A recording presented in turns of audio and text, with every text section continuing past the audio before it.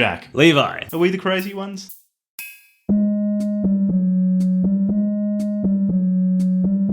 Hello.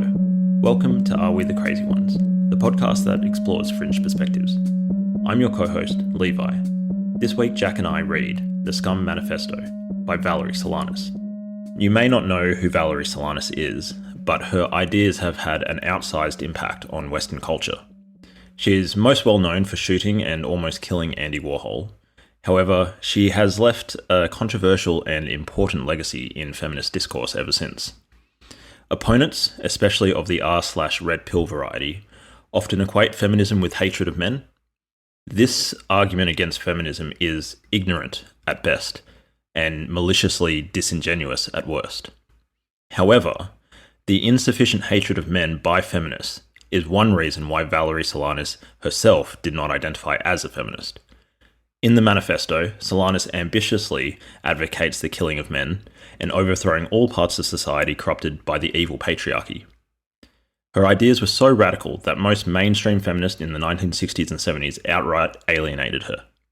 However, she is also recognised for giving voice to the anger that so many women feel towards the gender-based injustices in our society. The manifesto captured the mind of a generation of female activists as a screaming fuck you to the patriarchy. In a strange way, her vulgarity, rage, hatred, and contempt for men captured a pain that women all over the world feel as they are abused, oppressed, and marginalised, both personally by specific men in their lives and impersonally by non-specific institutional forces operating for the benefit of men to the exclusion of women. Those emotions, whilst ugly and difficult to make space for, are no less part of the experience of many women, and therefore, Valerie Solanas' willingness to scream her rage is an important contribution to the patchwork of perspectives in our world. The manifesto really speaks for itself, so without further ado, please enjoy The SCUM Manifesto by Valerie Solanas. This is really petty, and we will get on to talking about what this book is about in a moment, but I know that calling things groovy in the 60s was probably cool, but reading it now, it just sounds like she's being insincere and trying to be funny when she talks about groovy, funky females emasculating men or something like that. And to me, it's just really funny. It's really groovy funny. is used as a sincere, it's not ironic. positive It's the 60s. adjective. It's the 60s. She Groovy, self-published this in funky 67. females will take over the world. Yeah. A year before she shot Andy Warhol. And she was in New York, right? So she was all about getting groovy and being funky. Getting groovy. Yeah. So it's also how sometimes she spells it with an IE. Oh, groovy yeah. and funky spelt with an IE. Anyway, this is complete window dressing. This is very shallow, expected behaviour from a man, that this is what I focus on when I read the SCUM Manifesto. To her credit, it is well written. I really enjoy how she writes. Well, that's a good place to stop the She turd writes session. in a very funny way. What were your thoughts going into the reading? Going into SCUM, I'd heard of it on quite a few occasions as a piece of really extreme misandrist literature. So I was looking forward to it. It was short, which I was also looking forward to, particularly after Evola. I had heard that it was well written. I was prepared to have a good time with it, but in the end, I mostly had a good time, but I got pretty strong Varg vibes from it, in that the unrestrained hatred really did start to wear me down after a while. But, again, it's quite short, so not too much. How about you? Varg was like 150 pages of hatred. Solanas is only hatred. 50. This was fewer. Yeah. Yeah. So I went into it quite curious. I got to be honest, I haven't read too many feminist books. But most feminist stuff that I know about is more like critiques of of like some establishment or some cultural norm or something like that. Or like, rather than a call for extermination. or actively saying like, here's an issue of discrimination, or here's some way in which women suffer disproportionately to men in our society, something like that. And this is just not They like tend that to be at more all. constructive. Yeah, constructive critiques and social reforms and stuff. Whereas this was just, and I knew this was radical, and I think I also knew that it had something to do with kill all men. But I didn't realize how fucking sincere this person was about. Well, when you say sincere, that is really interesting, because I've read in multiple places that there is apparently a debate as to whether this is sincere or satire, or somewhere in between. There are some people saying that this is actually a brilliant satirization of Sigmund Freud's ideas around sex, and that it shouldn't be taken literally. And given some of her propositions, there were some moments when I was reading this and thinking, oh, come on, mate, this is a troll. When she starts talking about how under the female New World Order, death and disease and aging will be eliminated within a matter of weeks or months, hence why you won't need men. But, so there were moments like that when I thought, yeah, come on, okay, this is a joke. But my overall impression is that people are over-intellectualizing this, that this is a very extreme woman writing about her very extreme viewpoint. I'm inclined to take this seriously. But then again, like, it's hard. She is a playwright. She wrote a play before writing Scum. So I could see that argument, maybe. You know, Freud's impact on the culture, quote unquote, is huge. So I could see how, especially in the some of 60s, things that she was, the way that she wrote about certain things, so she might have been using language that was kind of being thrown around, like all her references to Daddy's Girls and all that sort of stuff, kind of almost allusions to Oedipal sort of references. So maybe, but I don't think it seems pretty sincere to me. Yeah. There are certainly some parts where, so when she talks about how men have pussy envy, that's clearly an inversion of Freud's idea that all women have penis envy. Yeah, 100%. But it seems some people read this and then talk about it being satire, trying to minimize the hatred. Whereas I think she really hated men. Yeah, she really did. That comes through very strongly. I don't think she was playing around when it came to her misandry. It's like Varg with anti-Semitism. She was 100% there. Yeah. So here's the thing. Having now read it, one of the things that I would say about the book at a high level is that I don't even know if I would classify it as a feminist text. It's drawing a clear distinction between misandry and feminism. I think it's important in order to have a constructive that's a good distinction to make. And especially as a dude, right? I think I've seen men online, in particular, like not in my own personal life, but men online equate feminism with misandry, and I think that's a false equivocation. And when you read Solanas, you just gotta recognize that she was just a misandrist. She just hated there's men. a big difference. And she wasn't even necessarily advocating for women's rights, just women's supreme lordship and domination and the eradication of men.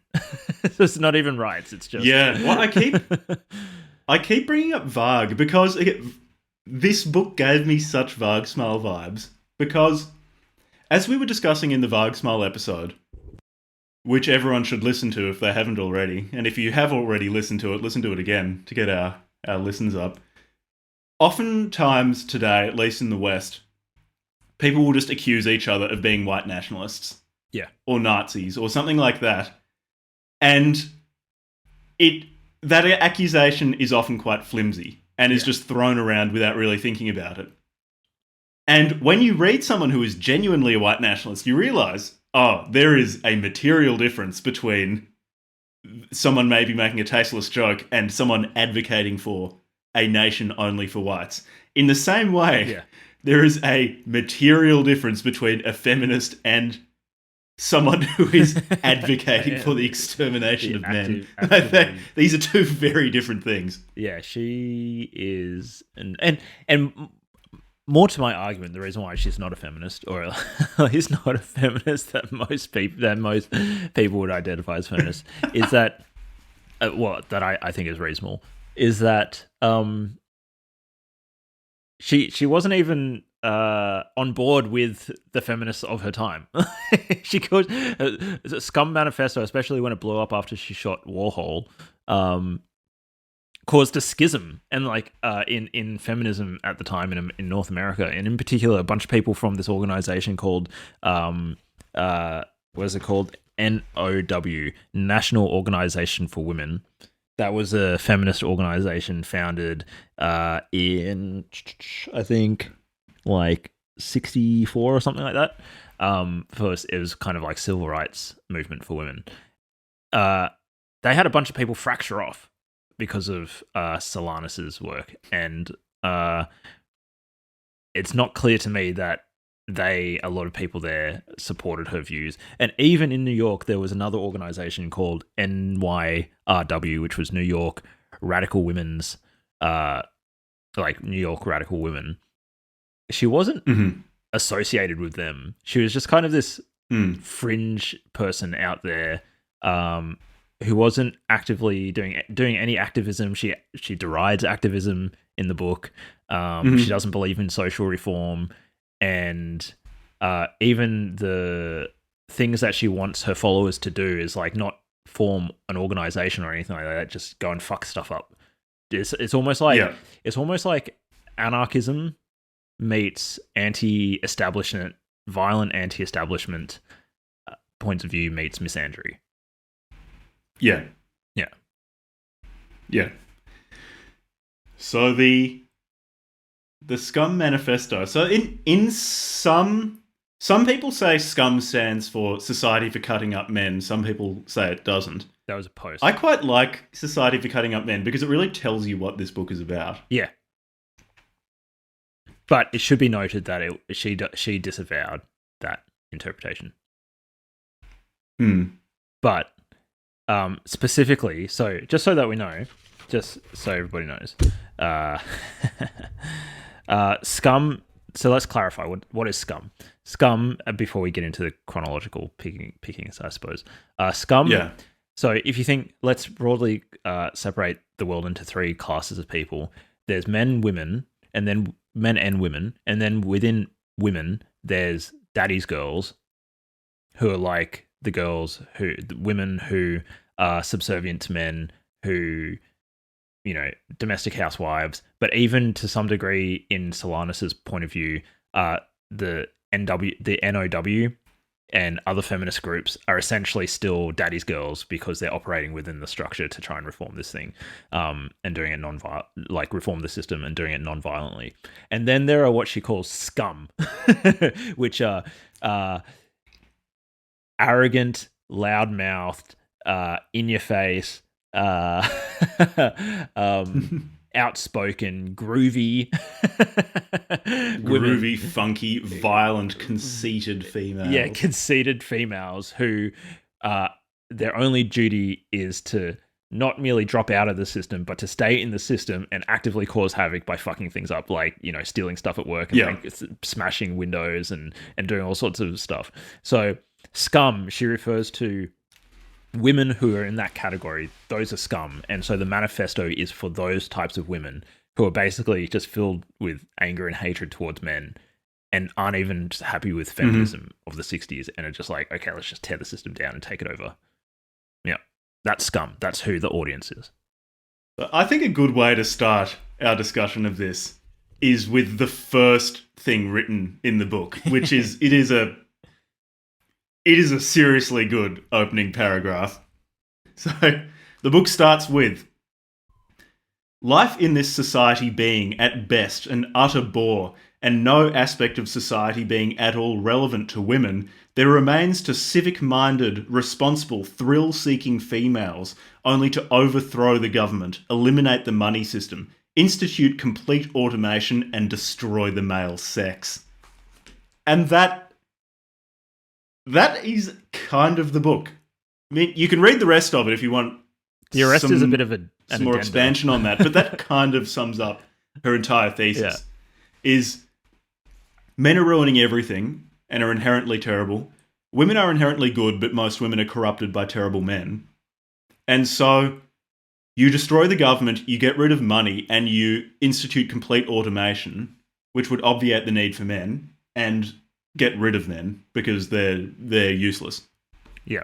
And included, okay, and that's an interesting point. Included in the concept of automation is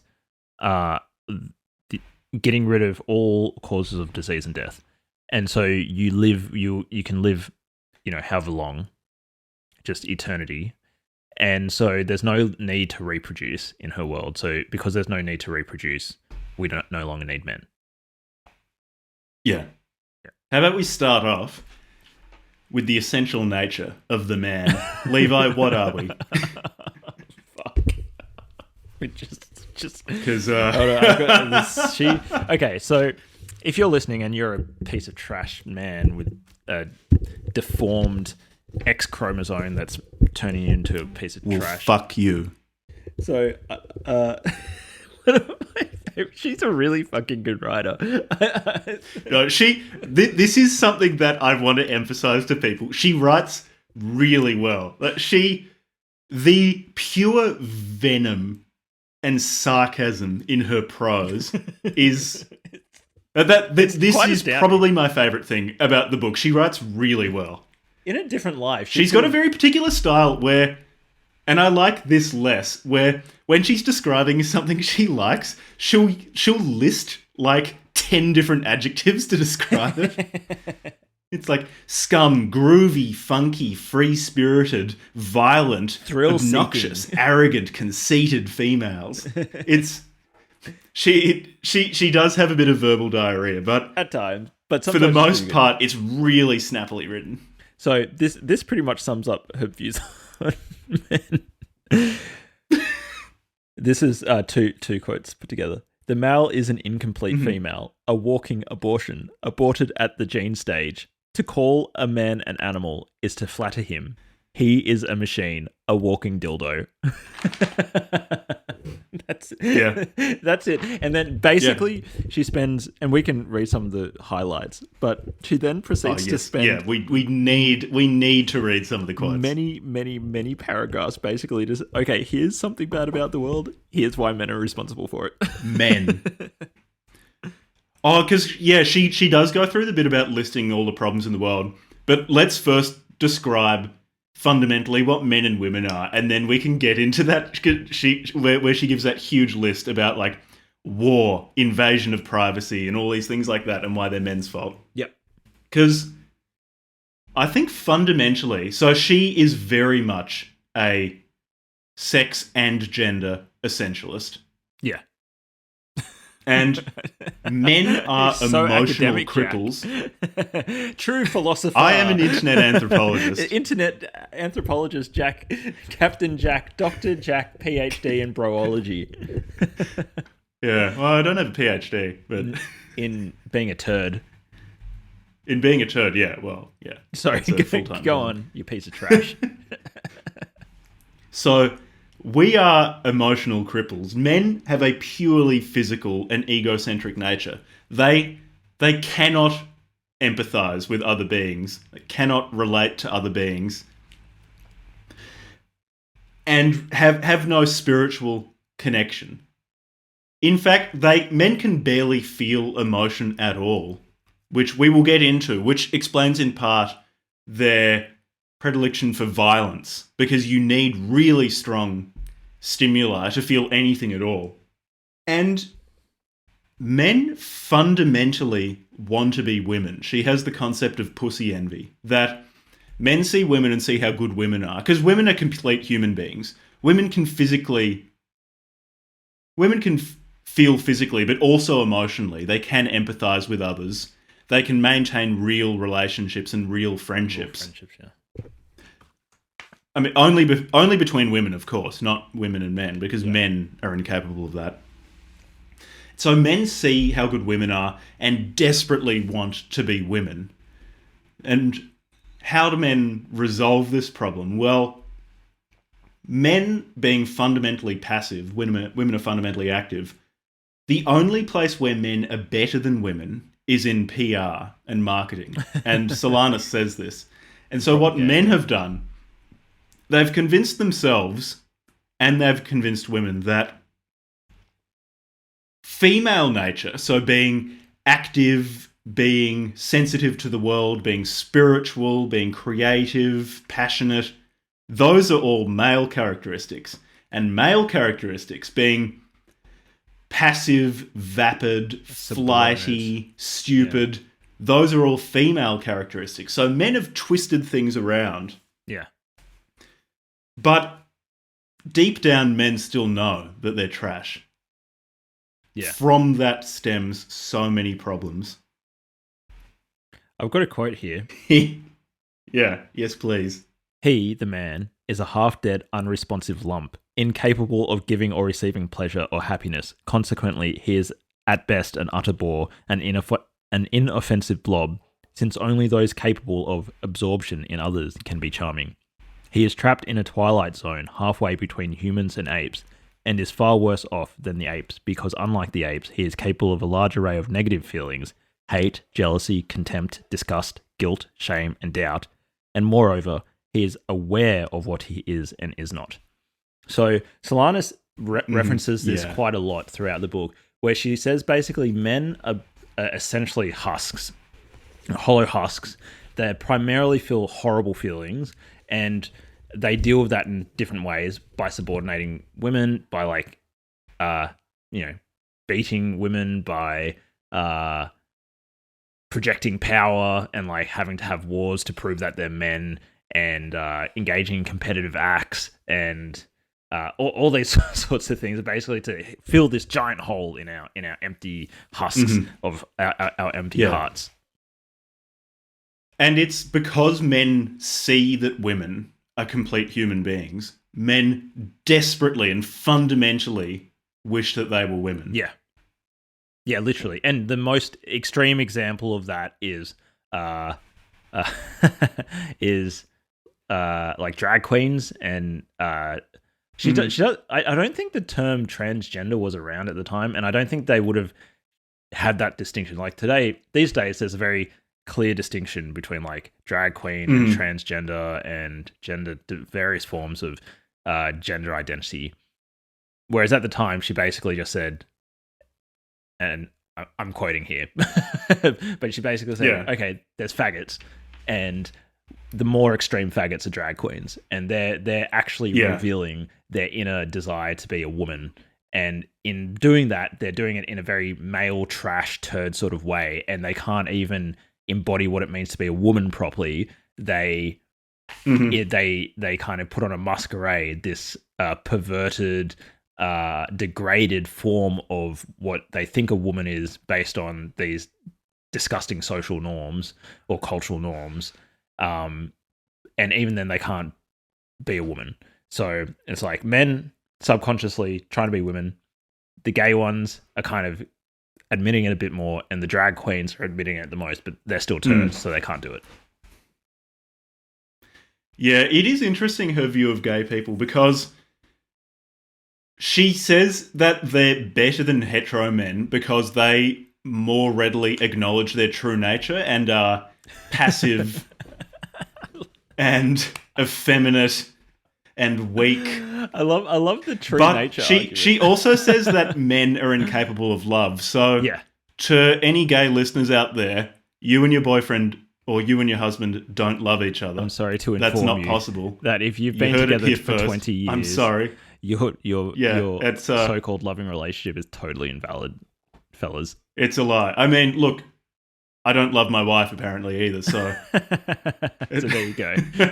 you're not And alone. we're not friends, Jack, because we're turds. No, we can't have true that's friendship. actually, yeah. Friendship between men is also impossible. So one of the how do I put it? She basically says that true love, like real love, is non-sexual or asexual. So she has a hang-up about sex, and she says that anything spoiled or sort of tarnished by sex or sexual motives is illegitimate. So a man and a woman can't be friends, or a male and a female, sorry, can't be friends. And that's because there'll always be this sexual part of it. The man is an inherently sexual thing and only wants to get his rocks off. And the woman, being a brainwashed little daddy's girl, is going to be subordinate to that and you know, maybe she's dick drunk and she just wants some cock, right? So so like it's flawed all the way up. They can't be friends. Same between two gay dudes. They can't be. It's not real love because it's tainted by sex. So she advocates this view of love and friendship that it necessarily has to be asexual in order for it to be legitimate. Yeah. And men are totally obsessed with sex. Totally obsessed with sex, which, you know, is kind of... And it's for a few reasons. One is that men are purely physical. Yeah. And she regards sex as a purely physical act and nothing else. There might be emotions associated with it, but they're all negative. And for a bit of context, apparently she was sexually abused by her father. So molested when she was a child. Yeah, that contextualizes things why she would feel this way about sex. Reading the book, you get this strong impression that this is a woman who's undergone some sort of trauma, and then I looked up her life afterwards, and reading the book, or the manifesto, you just within the first couple of pages go, oh, this person's been deeply. This is a traumatized person. Yeah, for sure. So but probably the main reason why men are obsessed with sex is because they want to be women and they want to get as close to women as they can. And so she says of men, the male is nonetheless obsessed with screwing. He'll swim a river of snot, wade nostril deep through a mile of vomit if he thinks there'll be a friendly pussy awaiting him. He'll screw a woman he despises, any snaggle-toothed hag, and furthermore, pay for the opportunity. She's a fucking good writer, man. That's so many of these quotes I want to read out because they're really good. So then another thing that men do, why they have sex, is that one of the fundamental drivers of male behavior is the terror that they're going to be found out to be male. That someone is going to see through the charade and realize that they don't have all of these, what are truly female characteristics of being active and strong, single-minded, passionate, that someone's going to see through that. So one way that men go about stopping anyone seeing this is by, quote-unquote, being a man. And one of these things involves having sex. And she describes this as big man with a big dick tearing off a big piece. That's how you demonstrate your masculinity. That's how I generally demonstrate my masculinity when I'm feeling a little bit down, a little bit out of place in this big old world, and I just want to flex and go and tear myself off a big piece. Yeah. She says later, screwing is, for a man, a defense against his desire to be female, which that sums up a lot of her view on this. Women don't have penis envy, men have pussy envy. Yeah. There you go. Should we do are we the crazy ones check-in? Now that we've described let's do that. Men and women. Men and women. Are we the crazy ones? I didn't find this book very convincing. I found it quite fun, but unconvincing because she doesn't, like a lot of people we have read for this podcast, she doesn't actually bother explaining anything. She just says these are the characteristics of men in actuality. These are the characteristics of women in actuality. They're reversed in our society because I say so, and you've got to believe me. Yeah. So I don't think I'm the crazy one for thinking that, say, men and women or men and men can have meaningful emotional relationships. I'm still pretty convinced that that can be the case. You're not convinced. You walking dildo piece of shit. Well, I should preface all of this with, to the best of my knowledge, I am a man and therefore probably an emotional cripple. So whatever I say is inherently suspect. And there is a strong possibility that this is all going over my head. What about you? Well, it's clearly going over my head. Scrote piece of shit. I'm sorry, I'm a man.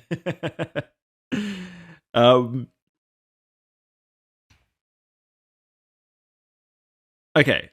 So are we the crazy ones? Check in. I'll give her some credit. Unconvinced. She says the female function is to relate, groove, love, and be herself, irreplaceable by anyone else. Okay. I think, like, you know, being cool with women is like one thing, especially in the 60s when they just had to say things. I mean, they were doing really basic stuff like, hey, we want to be able to be on a board of this civil rights organization. And the men would be like, no. Yeah. It's just like, okay. So for her to be on board with like pro women is great. But then the second half of the sentence is the male function is to produce sperm. We now have sperm banks.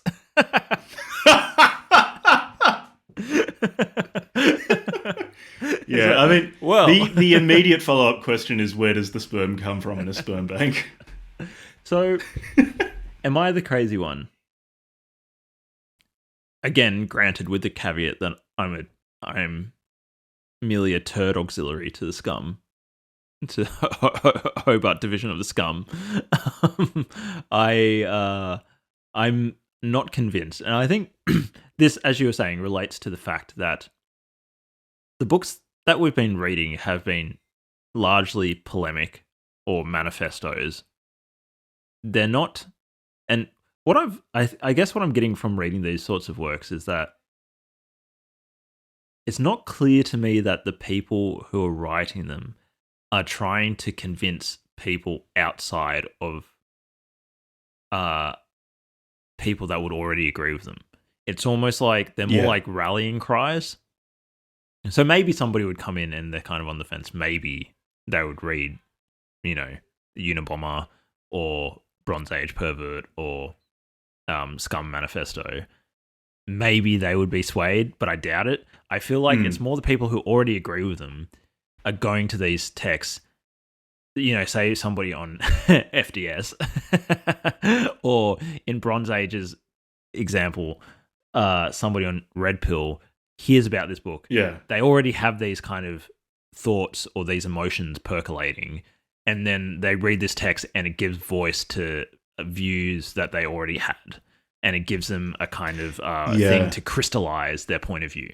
And in this case, I think there probably are women who hate men for whatever reason in their own personal lives or in their view of like the ills of society, who probably in the 60s had a lot more reason for it, but picked up this book or saw what happened with Warhol, heard about this woman, read her book, and it captured things that they were already feeling and gave them something. And in her prescriptions about how to respond to that with like being violent and stuff, maybe some women are like, yeah, this speaks to me. But it's certainly not convincing to people outside of that. It's sort of like when we were reading The Doctrine of Fascism by Mussolini, how pretty early on he says, fascism is a political ideology based in objective reality. And if you were already convinced, you'd read that and think, yeah, it is. That's why I believe it. And if you're not convinced, you read it and say, yeah, but why? Yeah, that's almost and that was a common question while I was reading this. While I was reading yeah, while I was reading Mussolini, while I was reading Varg, while I was reading Terence McKenna, almost everyone we've read is they'll make a statement, and my first response is, yeah, but why? Yeah. Yeah, they just start off with Evola's like defense, whatever actually, axioms they just Evola go was in. one of the only people we've read where at the start you've got the yeah but why moments, but then as you go on, because he explains everything, you think, I can, if I squint, I can kind of see that. Yeah, and if you maybe if you read some of his other work, or he could have put like a 1-page thing that said, yeah, this is the logic of perennialism.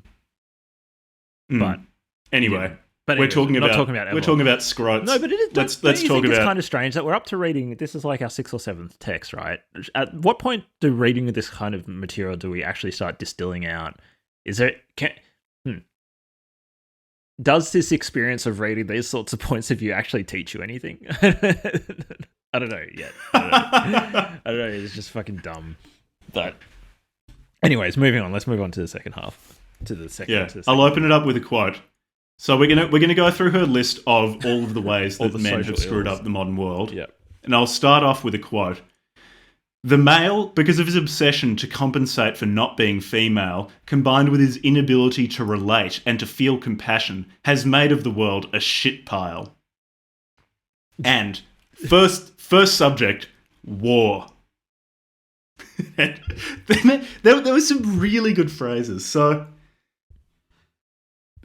war is a male way to try to feel female, because in war you are active, you're fighting, you're affecting the world, and men in their distorted way of trying to imitate being a woman, they do this. She calls it getting his big gun off. Big gun, capital B, capital G. And because you can only go and fight in a war a limited number of times before you get killed or you get too old to do it, and because men have no compassion, they need to kill lots and lots and lots of people to make it worth it, to prove that he's a man in a war. I think a lot of feminists would actually agree with what she's saying. Here's the thing. Okay. I think that a lot of the things that she says in terms of like, here's a social ill, war is the obvious first one, is actually are feminist talking points that I've heard from women who I wouldn't necessarily say are misandrous. But they say, well, look at all the bad things. War, political corruption. They're all men. Yeah, that's true. War is definitely a dude activity. I think it tends to be a dude activity. Like, how many warmongering women are there? Clinton, Cleopatra, Queen Elizabeth. Yeah, through history. Oh, maybe. A few members Catherine of the the British Great. royalty. Catherine the Great certainly liked She liked killing people. a good war.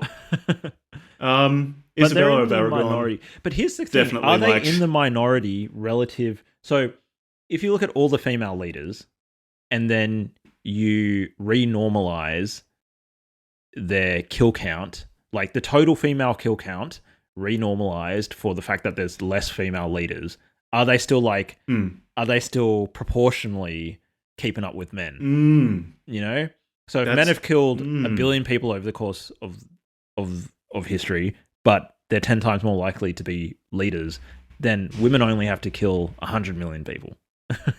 Yeah, so you have to work out their KD ratio. Yeah. This is an important statistical analysis of the So kill with count of war, leaders. are we the crazy ones?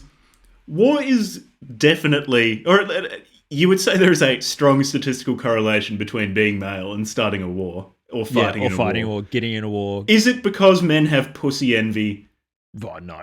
I'm unconvinced, but I would say she's half right at.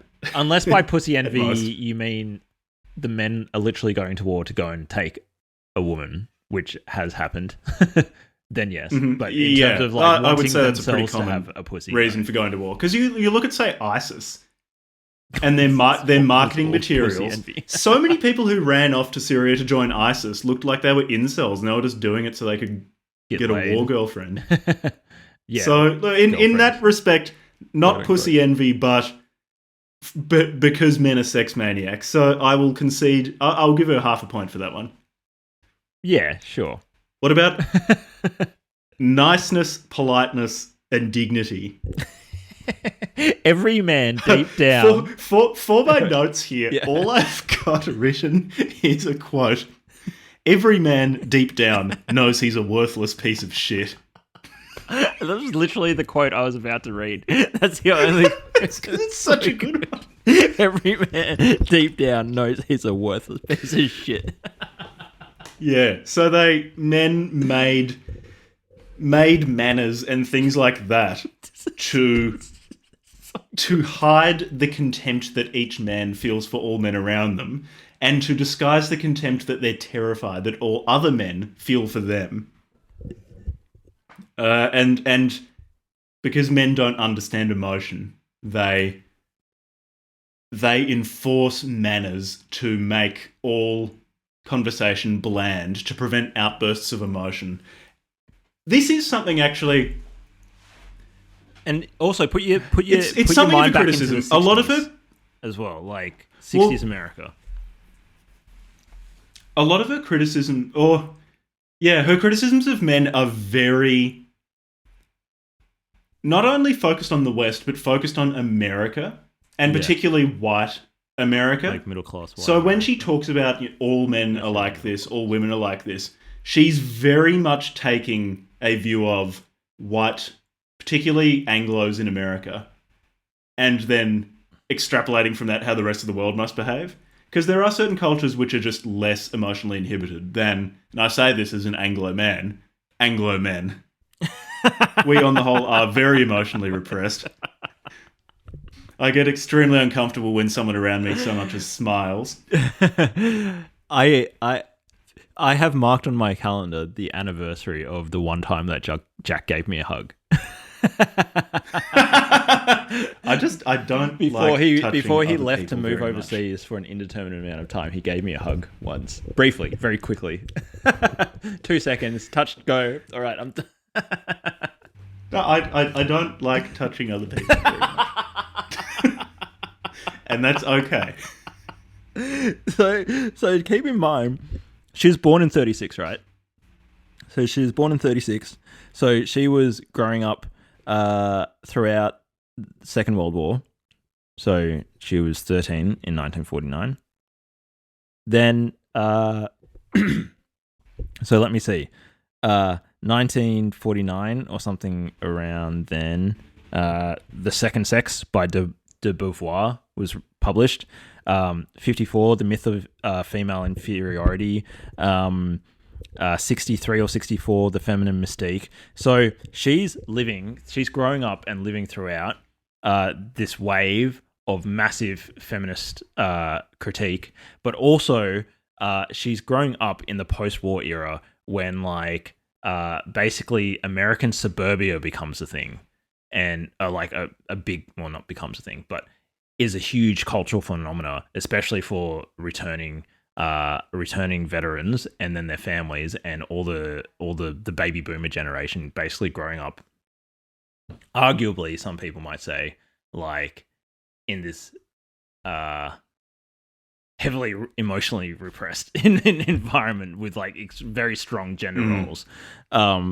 So that's kind of the world that she's speaking to. Yeah. And I think, in fairness, I don't know, she's kind of conspiratorial. She's extremely conspiratorial. Kind of conspiratorial. I could see. What was the Unabomber kind of conspiratorial?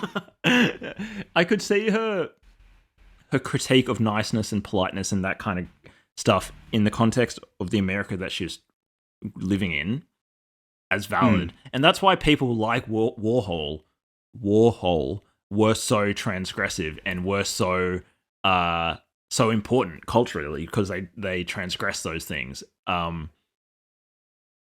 However, I don't know that you can just say, well, it was some intentional thing that was put in place by men. So I'll give it half a point.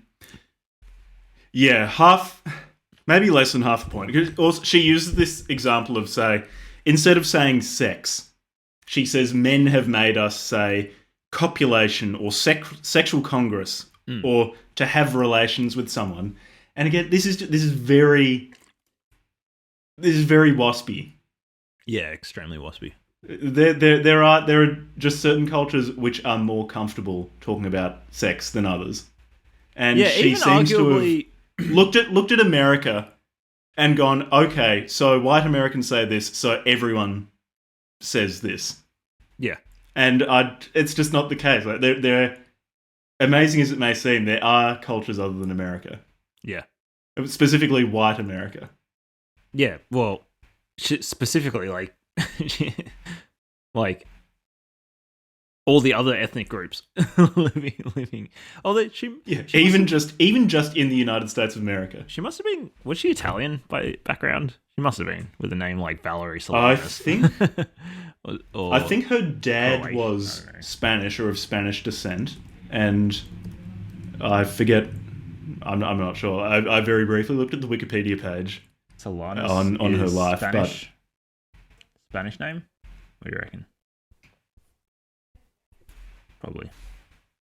So, anyways, that shows how little I know about other other cultural names. But I will bump her up to a full point because you just gotta fucking love that line. Every man deep down knows he's a worthless piece of shit. I gotta give her 4 points to that, man. Her prose is a major plus point for this.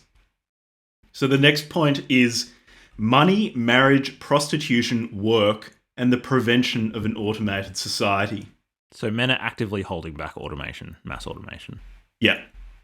Because men are terrified of being replaced by machines. Yeah. Apparently women aren't terrified of that, but no. And men will get into money later, but men use money to reinforce their position in society. And I've got a quote here. There is no human reason for money or for anyone to work. All non-creative jobs, practically all jobs now being done, could have been automated long ago. And in a moneyless society, everyone can have as much of the best of everything as she wants. And look, this is probably my nasty capitalist maleness speaking, but I don't think that in a moneyless society, everyone can have the best of everything that they want. I don't think in any society you can have the best of everything that you want. In a universe with finite resources, there is a physical limit. Like, you bump up against the laws of physics eventually if you take that statement to the extreme. Yeah, so in this way she is a utopian. It's a very vague utopia. It's basically... But definitely utopian. And she later in the book says that SCUM are working towards utopia. Yeah, she says explicitly it's utopian. So, and it can be achieved in a matter of years, in fact, once SCUM will take over. Yeah. Such is female efficiency once they're given complete control over society. So... yeah. She lists in this section the reasons why we live in a money-based society. And they're all pretty good. Number 1, pussy. Her words, not mine. Because this is just another great quote. So...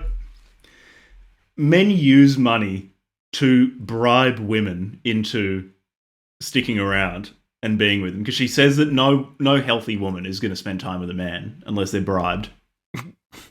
And she says that men desperately want to be around women in the mystical belief that by touching gold, he'll turn into gold. She's got some seriously good lines. Another good one. Yeah, please. Is this the one about the inverse Midas touch? Yeah. But it's about fatherhood. I'll leave it until we get to fatherhood. It's so good. Okay. So yeah. So she also says, what will liberate women, therefore, from male control is the total elimination of the money work system. And this is where she forks off from feminists, and at least the feminists of her time, is that they talk about economic equality, right? Or like equal pay or equal work or being able to work or, not being discriminated against when it comes to employment or whatever. But she's just saying like, no, the issue is the money work system. Fuck the equal economic equality stuff. We just want to get rid of that entire system. And if we get rid of it, it's like that. I think this is a common theme across all the books we read, or quite a few of them. It's basically like the underpants gnome theme meme out of South Park, where it's like, step 1, still underpants. Step 2, question mark. Step 3, profit. She goes like, step 1, get rid of the money work system. Step 2, question mark.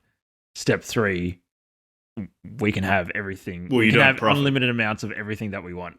And we'll live forever. This is like a big gap.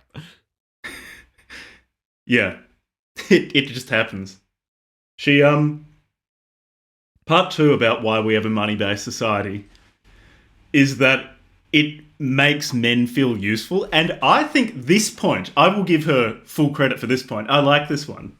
She says, supply the non-relating male with the delusion of usefulness and enable him to justify his existence by digging holes and filling them up. I think most jobs done in society, at least in the West at the moment, probably fall into that category. Things to distract people and make them feel like they're doing something meaningful, or at least keep them tired so they don't think about their lack of meaning too much. I think that quote, apart from saying it's only a male problem, I think plenty of women do meaningless, menial jobs as well. Yeah. I like that. I'm giving her full points for that. This is Jack's like anti-establishment view coming out. Yeah, no, it's a good... Fine. Yeah. Whatever. She goes into what you were saying before about how economic equality between men and women won't change anything. Because she says that women can emotionally relate, so they like leisure time, because then they fill their leisure time by self-actualizing, by grooving on other women and things like that. And that rather than working boring, uncreative jobs, which they would be doing if they had economic equality with men, she says, many females would, even assuming complete economic equality between the sexes, prefer living with males or peddling their asses on the street, thus having most of their time for themselves. Yeah. So women are so fundamentally creative, they'll prostitute themselves so they can have free time to follow their passions. She says also, women prefer absorbing, emotionally satisfying, meaningful activity. And her argument is essentially that, but they lack the opportunity or the ability, so they often waste their time or occupy their time on bullshit such as shopping. Yeah. So that feeds into it as well. These are the daddy's girls that, or like the bored housewives that are going to go and take their husband's money and spend all day down getting their fingernails done and shopping down at the mall, right? I don't think she's a fan of them. I think she wants women who are magical and creative and having pure friendships without any sexual overtones, grooving on each other and being funky. And being violent. And violently overthrowing the system, shanking people and knifing being them. violent is very positive in her mind. and she says it in quite a laudatory way. And knifing men if they get the chance and they can get away with it. Shoving an ice pick up their ass. I just have this image in my mind of like some woman who's just like being groovy and funky and having like a nice asexual friendship. Like, I don't know, maybe go down to the discotheque and dance to some female jazz or something. I don't know what funky women do. But they get down there and then they see like a rogue male in the club and they think nobody's watching us. There's no video cameras over there. This is our fucking opportunity. They've got the Terminator vision. Yeah. And they pull out their shivs, right? Because, of course, they're scum. So they've got shivs on hand at all times. And they're grooving whilst they're going up to the dude. And they just shank him in the back, stab him a few times, and then run away. That's scum. That's what she's advocating. I'm not even. So I'm not even third joking. point. Third point as to why we need the money system. And no, Levi's not exaggerating. That's sort of what she writes about. We have money, or men have instituted money for power and control. I don't think this is that different from her first point. Yeah. That men have instituted the money system for pussy because they're not good with women, so they bribe women. For the power and control, it says that men are incompetent with women, so they manipulate women with money. I don't really see it as different to point one, so I'm not going to award points However, there. It's she's just not the same taking as point into account men who have what is it called? The fetish, the financial abuse. Oh, fetish. being financially dominated. I forget Findom. what they're called. Yeah. Findom, yeah. Yeah, Findom. She's not taking that into account. The role of these men, I mean, they are perverted pieces of shit who can only operate emotionally through their sexuality. So she's still right. However, their main function in society is to go and work as much as they can so that they can get as much money as they can so they can pay a woman. So they can buy their favourite e-girl a new car or something like that so that she reads their name out on a Twitch stream. sends him her used socks or something. Bathwater. So I like the next part, which is love substitute, part 4. Unable. I think it's just really well written. It's a short one. Unable to give love or affection, the male gives money. It makes him feel motherly. The mother gives milk. He gives bread. He is the breadwinner. Yeah, it's just well written. She writes well. The mother gives milk. You can't argue with that. He gives bread.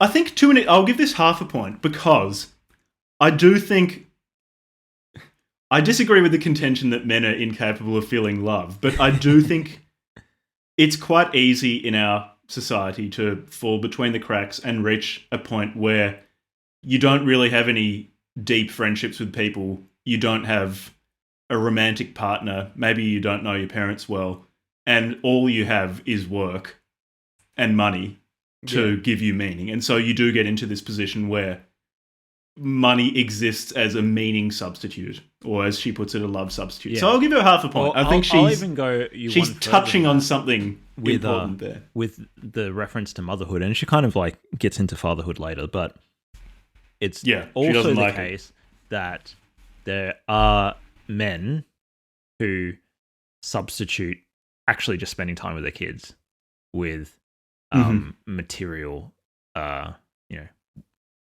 spending money on whatever. And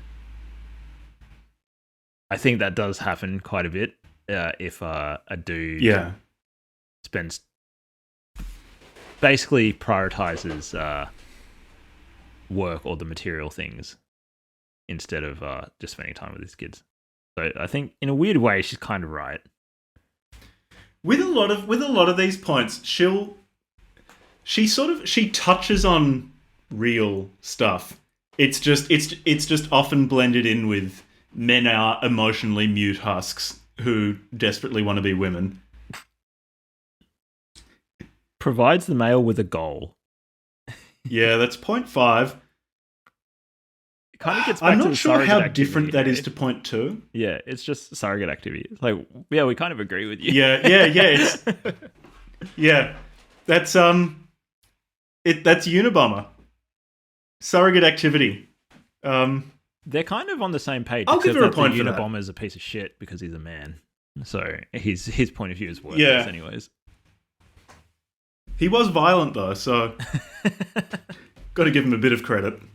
And then 6, work provides the basis for the male's major opportunity to control and manipulate. Fatherhood. Yeah, she doesn't like fatherhood. Which brings us to the next point, that men are responsible for this particular social ill, which is fatherhood and mental illness, i.e. fear, cowardice, timidity, humility, insecurity, and passivity. Yeah. So she views fatherhood as maybe the main engine by which men brainwash women and turn them into daddy's girl. Yeah. And this is done through the mechanism of respect. So she says, mother wants what's best for her kids, Daddy only wants what's best for Daddy. That is peace and quiet, pandering to his delusion of dignity, respect, a good reflection on himself, status, and the opportunity to control and manipulate. So, the dad doesn't love his kids. It's more he approves of them if they behave themselves. And if they don't behave themselves, modern fathers aren't violent, which would be better because then that stimulates hate in the daughter. Instead, they're disappointed, which emotionally cripples the daughters and makes them constantly strive to get daddy's approval. And that's what creates the daddy's girl. Yeah. She also, man, she's such a Freudian. You can just tell she's been reading this shit too much. If it's not obvious, I'm not a huge fan of Freud. You don't like Freud? Maybe we need... Hey, I'm looking forward to getting on some psychoanalysts on this show, man. We got to cover Freud. We got to cover Orgone Man. Yeah, Freud would fit in quite well with this podcast because, like most people we've read, he just says stuff and then doesn't really justify it. So this is super Freudian. Her quote, his daughter, in addition, he wants sexually. He gives her hand in marriage. The other part is for him. To which I'm quite confident in saying, no. However, most of the time, that's not the case. She was molested by her father. Or she claimed to have been molested by her father. Yeah. I think I'm going to take her for her word. I'll give her the benefit. I'm inclined to believe her. Yeah. I'm inclined to believe her, given that this hatred has to come from somewhere. She was also physically abused. Or she says that she was physically abused by her grandfather, and maybe even her stepfather, if I remember correctly. So this fatherhood stuff, I think, is probably like the crux of where a lot of the hatred comes from for her. And when she says something like, "Oh, the father keeps the other part," like this is probably coming from direct personal trauma. So with that in mind, I think that one of her flaws in the way that she's thinking is that then there's a very specific word for it, and I have to find it somewhere. But it's this concept of like overgeneralizing one's own personal experiences, and in some sense, one of the things that art does is it takes the idiosyncratic and it makes it universal, or it sees the universal in idiosyncratic experiences, and that can definitely be part of what art does and part of what like social critique potentially does. However, when she does something like this, it's really hard. Like, she experienced something not every woman experience, or not every girl experiences, and it's a very extreme experience and it's traumatizing. But then to say that's like an inherent part of fatherhood is like a big it's just, I just don't think you can make that sort of essentialist argument. So she's very, and I think that probably does come from Freud, how men and women looking at behave. like there's essentially essentialism, weird form of essentialism. Yeah, and the idea that men and women behave in categorical approach, essentially different ways is still quite widespread today. It's not like that view has disappeared. It's still very healthy. I feel really sorry for her. It still very much exists. So another thing that men have screwed up, suppression of individuality. Is this the next section? Sorry. Oh yeah, it is. Wait, one quote from one of her good quotes from the fatherhood section though is big. Okay, so the logic is fathers make boys, so that's just straight off the bat, they're trash. But also in emotionally crippling their daughters and turning them into daddy's girls, they're also more male in they're taking on the essential nature of maleness, which is passivity and subordination. So the effect of fathers in some has been to corrode the world with more maleness. The male has a negative Midas touch. Everything he touches turns to shit. That is such a good quote. That's such a good one. She's a great writer. So, suppression of individuality. another thing that men have screwed up. So basically, men have no deep-seated individuality because they can't relate to other people. She says, he has no deep-seated individuality, which stems from what intrigues you, what outside yourself absorbs you, what you're in relation to. Hence, men are completely interchangeable. Women can relate to others, and so they are true individuals. But men suppress that because they feel jealous that they can't do it. I just wrote in my notes that men are like crypto tokens. They're fun. They're ERC20 tokens. They're fungible. She says, "quote: The male is a mere member of the species, interchangeable with every other male." Yeah, you just hot swap out men, and they'll behave exactly the same. Well, the only way that men differ from other men is the degree to which they wish they were women. That is the only thing that separates the two of us, Levi. It just doesn't make any sense. She talks about how men really want to be dominated by women and want to be ruled by women. And she calls this ideal woman that men want to be dominated by Mama, with a capital M. Oh, it's so good. And Mama will come up quite often. And so you've got men who desperately want Mama, who hate women and resent them because men want to be women but can't be. And so men make women into daddy's girl, who is this controllable, pliable, desperate to please perversion of a woman. And men want to make daddy's girl into Mama, this mindless ministrator to physical needs. And Solanas calls daddy's girl a hot water bottle with tits.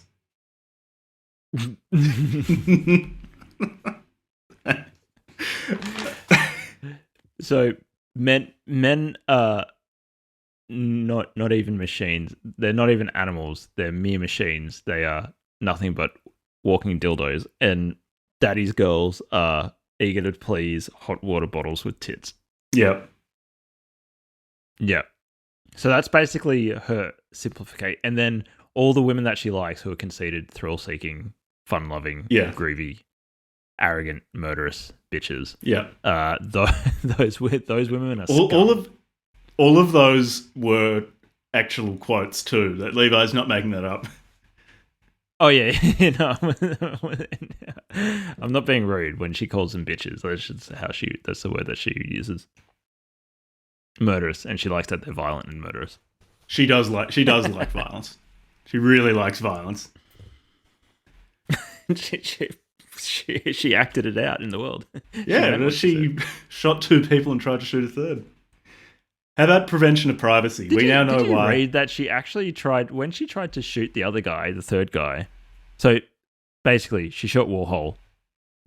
She shot another guy who's like an art critic. And then the third guy she tried to shoot, but her gun jammed. But what I read, at least, I mean, it's just on Wikipedia, so I don't know. I haven't verified this. But apparently she was trying to shoot him in the head. And so I was kind of surprised that she only got 3 years, because that should have been like,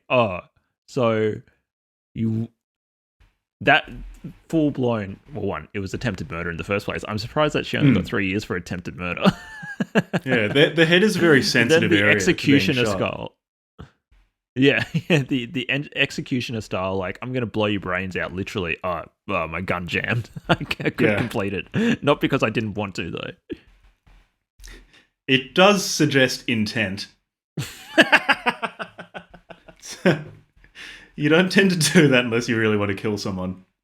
All right, should we move on to the prevention of privacy? Yeah.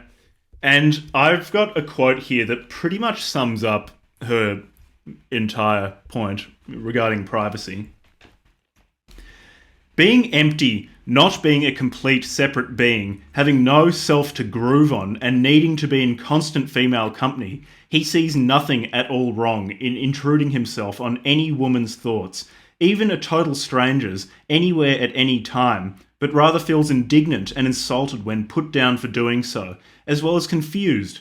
He can't for the life of him understand why anyone would prefer so much as 1 minute of solitude to the company of any creep around. I am willing to grant some points for this section because I don't think it's a universal characteristic, but I definitely know a lot of guys who just assume that everyone, and particularly women, want to know their point of view on whatever and will just barge into any conversation to start holding court, to start pontificating. And seem quite affronted when not every single woman on earth desperately wants to hear them talk about whatever bullshit they're interested in at that moment. I will concede. Do you know men like that, Jack? Whoever would you be speaking of? Well, we're letting those impulses out on a podcast, so not us. Yeah, we're trying to channel that into the Australian Czech division of the SCUM Auxiliary. Mm-hmm. So the next bit was interesting, which was men are responsible for isolation, suburbs, and prevention of community. So I mentioned earlier that The Feminine Mystique was published in 64 or something like that, 63, 64. And so she self-published SCUM Manifesto 67 and then shot Warhol in 68. So quite a CV. The Feminine Mystique, a big part of The Feminine Mystique was a takedown of suburbia and the housewife kind of archetype. So I think this is a big part of her point of view, is an important part. But the reason why I particularly like this subsection is because she doesn't just stop at the suburbia critique. Is this the hippies bit? She fucking hates hippies. And this kind of came out of left field. I was like not expecting this. It was the bit where the first time she mentions hippies, she has bracketed out, "He's far out, man."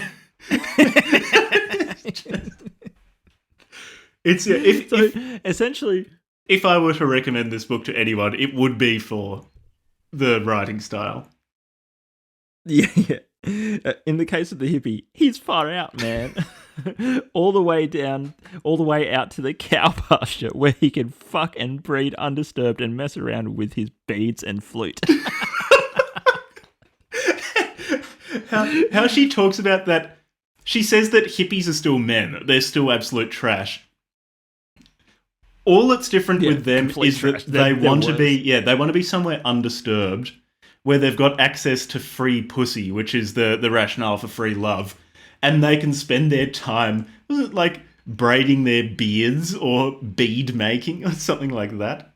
It's there's the hippie is enticed to the commune mainly by the prospect of all the free pussy, the main commodity to be shared, to be had for the asking, but blinded by greed, he fails to anticipate all the other men he has to share pussy with, or the jealousies and possessiveness of the pussies themselves.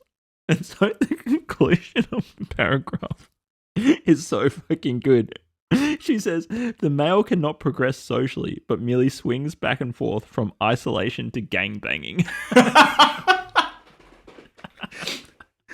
Yeah, she's fundamentally why hippie communes cannot work, is she says, men cannot cooperate to achieve a common goal, because each man's end is all the pussy for himself. The commune, therefore, is doomed to failure. Each hippie will, in panic, grab the first simpleton who digs him and whisk her off to the suburbs.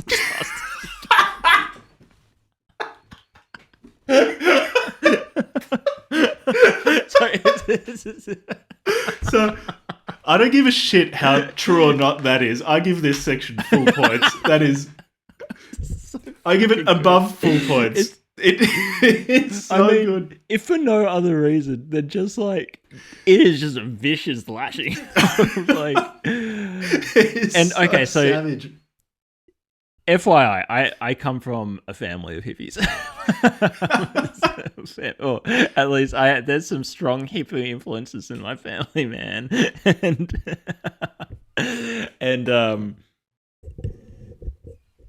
And I gotta say, man, a diagnosis of hippie communes in my experience, hearing from family stories, is pretty fucking spot on. There's a lot of gangbanging, and there's a lot of jealous pussy running around, and the consequence was a retreat back to the suburbs.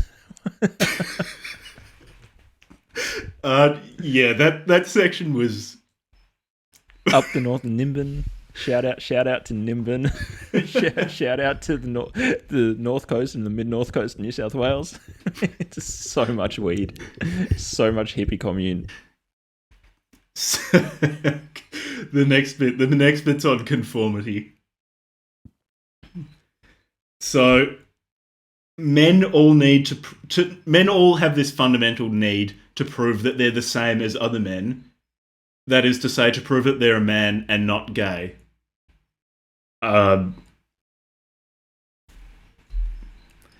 That's kind of the contention of this part. Men want to demonstrate that they're not gay, so they all behave the same way. Yeah. She does actually have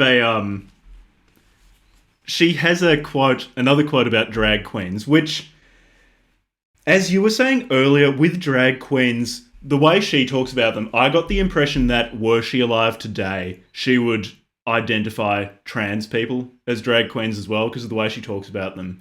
She talks about them as men who are trying to be women, and I should make clear that is not possible according to Solanas.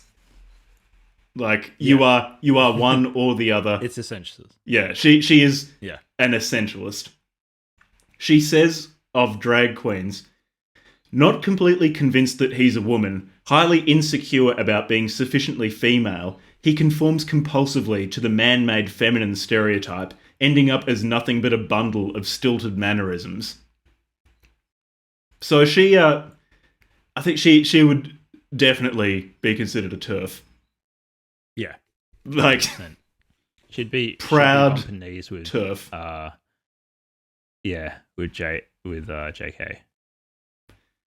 So, I don't think there's much more to say about conformity. She didn't really go into it much more, apart from saying that trans people don't exist and men imitate other men so they don't look gay. Yeah. So Levi and I are gonna skip over a bunch of these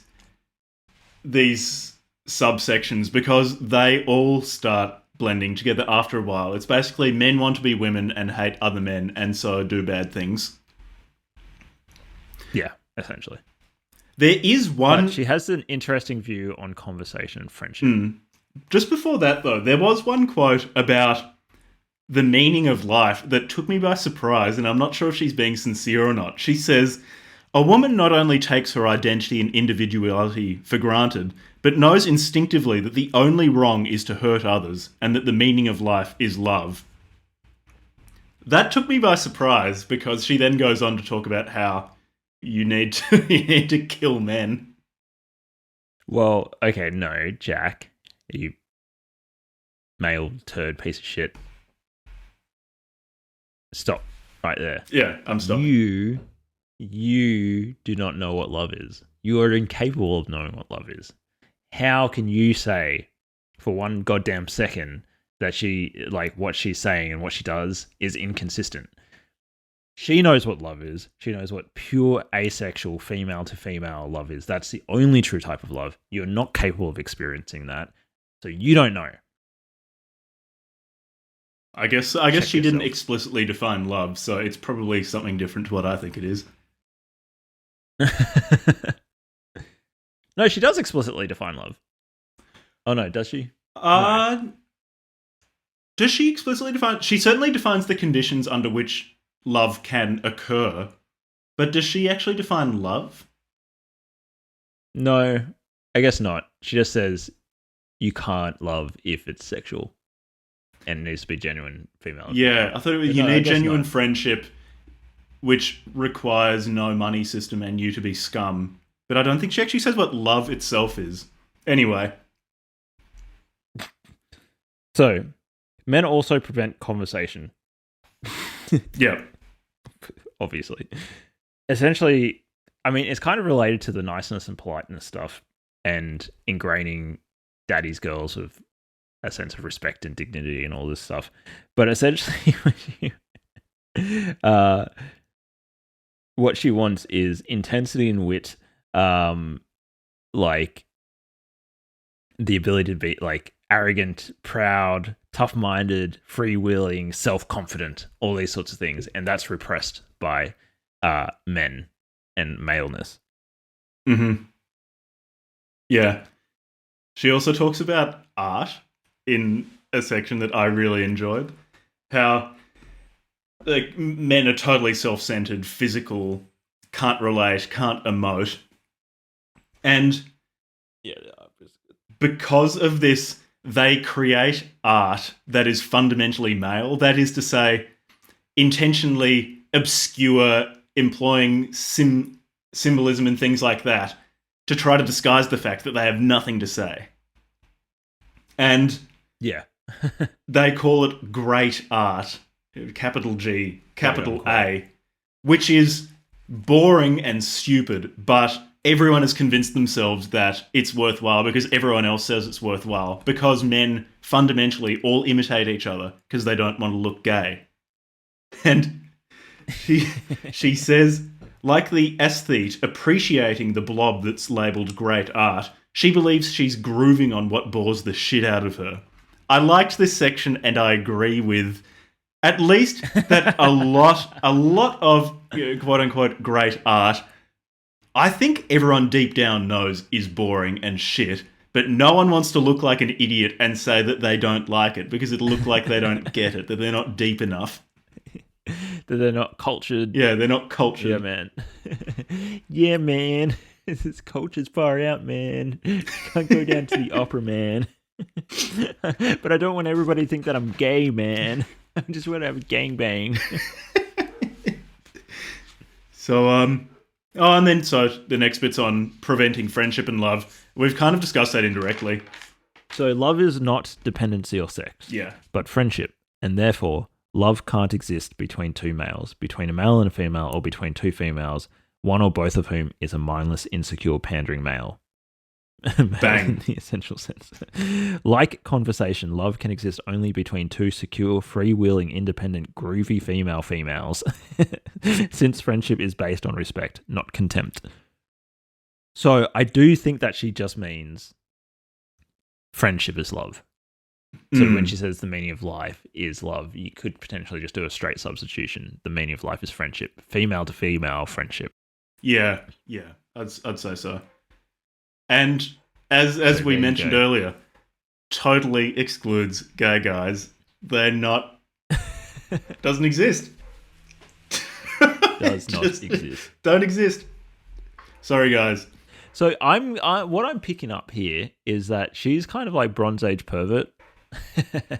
In that Bronze Age pervert is all about having pirate friends. Between only male private pirate friends who can have a bond through doing heroic violent acts like taking over island nations. Women can have strong female bonds, pure love and friendship, and good conversations as long as they're freewheeling and arrogant. And as long as they shiv people and overthrow the system. So there are maybe... she's not alive anymore. Was really looking forward to a Bronze Age pervert Valerie Solanas crossover.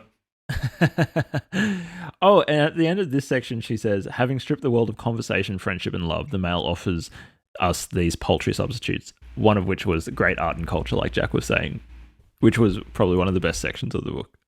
On great art and culture, I've found an excellent quote describing great art and culture. So she says, The vast majority of people, particularly the educated ones, lacking faith in their own judgment, humble, respectful of authority. Daddy knows best is translated into adult language as critic knows best, writer knows best, PhD knows best, are easily conned into believing that obscurity, evasiveness, incomprehensibility, indirectness, ambiguity, and boredom are marks of depth and brilliance. I agree with that. It's such a good quote. That is so spot on. Yeah, it's so it's interesting because she has these critiques of what you could essentially think of as like bourgeois conceit, which is faffy wankiness, right? And especially people like I read such and such a philosopher and went to such and such a play or whatever, and using complex language is just like, shut the fuck up. I don't care. But she she then turns it into this like weird male female thing, and the last bit of it she writes, a male artist is a contradiction in terms. A degenerate can only produce degenerate quote-unquote art. Yeah. The true artist is every self-confident, healthy female and is a female. And in a female society, the only art, the only culture will be conceited, kooky, funky females grooving on each other and on everything else in the universe. I can't connect. You could just hear the 60s in that part. Grooving on the universe. Just grooving on the universe. Are you is it cold where you are, Jack? Yeah. It is winter you look here. Freezing cold. Yeah. Hence why I've got a blanket on. So what else does she have? She's got this bit on sexuality. How sex is solitary, physical, it's non-creative, total waste of time. And yeah. Animalistic. Yeah. And that men con women into being sex maniacs so that men can get all that pussy. But real women are above sex. They transcend sex by having so much sex and turning sex from sex to fucking. That yeah. They just get sick of it and they're not into it anymore, and that makes you a real woman. She then offers a description of a real woman. You fuck everything under the sun. She offers a description of a real woman, which is really good. It's hateful, violent bitches, just slamming those who unduly irritate them in the teeth, who'd sink a shiv into a man's chest or ram an ice pick up his asshole as soon as look at him. Yeah. It's fucking great. Is that the same paragraph where this is when she actually says, if they knew stick an ice pick up his asshole as soon as look at him, if they knew they could get away with it, in short, those who by the standards of our culture are scum. And that's where she introduces scum. These females are cool and relatively cerebral and skirting asexuality. Yeah. How about the disease and death section? Because I reckon that's worth spending a bit of time on. Because this is a pretty important part in her SCUM utopia, the overcoming of disease and death. So she says at the start of this section, all diseases are curable, and the aging process and death are due to disease. It is possible, therefore, never to age and to live forever. Okay. Let's start off. Fine, it's an engineering problem. Yeah. We just got to do the research. Yeah. Cool. Step 1. We're coming along with you, Valerie, on this wild ride. Step 2, Jack. We already probably can solve death and disease, but she offers 7 reasons why we haven't already, why we're not living forever. Or when I say we, I mean women. You and I would not live forever. Yeah. 1. Scum. Male scientists are scared of biology because it shows female superiority, so they don't go into it. Yep. I don't know. When I worked in biological research, granted it was on viruses, but there were men in there. So men. So you were studying men then? Yeah. Exactly. You were studying the Y chromosome. The Y chromosome. In virology.